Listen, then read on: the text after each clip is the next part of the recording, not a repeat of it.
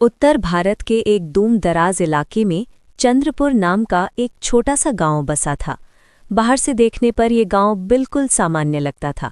कच्चे पक्के मकान, खेतों में लहलहाती फसलें और सुबह शाम मंदिर की घंटियों की आवाज़। लेकिन इस गांव की एक सच्चाई थी जिसके बारे में कोई खुलकर बात नहीं करता था। गांव के बाहर खड़ा वो पुराना पीपल का पेड़। कहते थे उस पेड़ के नीचे रात में कोई नहीं जाता।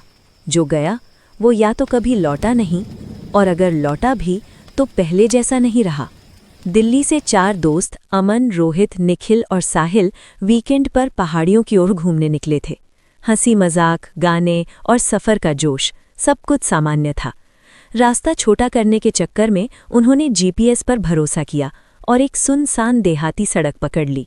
शाम ढल चुकी थी, सूरज पहाड़ियों के पीछे छिप रहा था और अंधेरा धीरे धीरे फैलने लगा था। तभी सड़क के बीच एक जंग लगा बोर्ड दिखाई दिया, चंद्रपुर गांव 2 किलोमीटर। साहिल बोला, रात भी हो गई है, चलो यहीं रुक जाते हैं। बाकी तीनों ने भी हामी भर दी। जैसे ही वे गांव में घुसे, एक अजीब सी खामोशी ने उन्हें घेर लिया। न कुत्तों के भौंकने की आवाज़, न बच्चों की हंसी, बस एक भारी ठंडी चुप्पी। थोड़ी दूर पर एक बूढ़ा आदमी खड़ा था।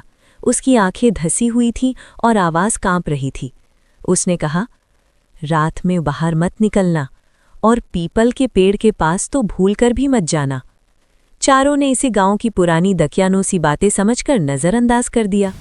रात करीब 12 बजे अमन की नींद अचानक खुल गई। छप छप छप, बाहर किसी के चलने की आवाज़ आ रही थी। उसने खिड़की से झांका। चांदनी में उसे एक औरत की परछाई दिखी जो गांव के बाहर की ओर जा रही थी, पीपल के पेड़ की तरफ। अमन ने घबराकर बाकी तीनों को जगा दिया। रोहित बोला, शायद कोई गांव वाली होगी, चलो देख आते हैं। चारों धीरे धीरे पीपल के पेड़ के पास पहुंचे। जैसे ही वे नज़दीक आए, हवा अचानक तेज हो गई। पत्तियां बिना हवा के ही कांपने लगी। वो औरत पेड़ के नीचे खड़ी थी। उसने धीरे धीरे गर्दन घुमाई। उसका चेहरा जला हुआ था, आंखें पूरी तरह काली। वो बोली, तुम लोग भी आ गए। उसकी आवाज़ एक नहीं, कई आवाज़ों का मिलाजुला रूप थी। साहिल डर के मारे चीख पड़ा। अचानक ज़मीन के नीचे से फुसफुसाहटें आने लगीं। ऐसा लगा जैसे ज़मीन खिसक रही हो।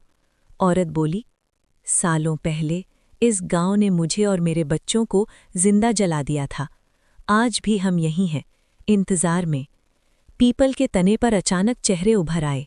औरतें, बच्चे, बूढ़े, सब रो रहे थे। अमन को बुजुर्ग की बात याद आई।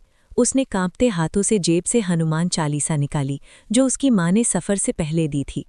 जैसे ही उसने पाठ शुरू किया, हवा पागल सी हो गई।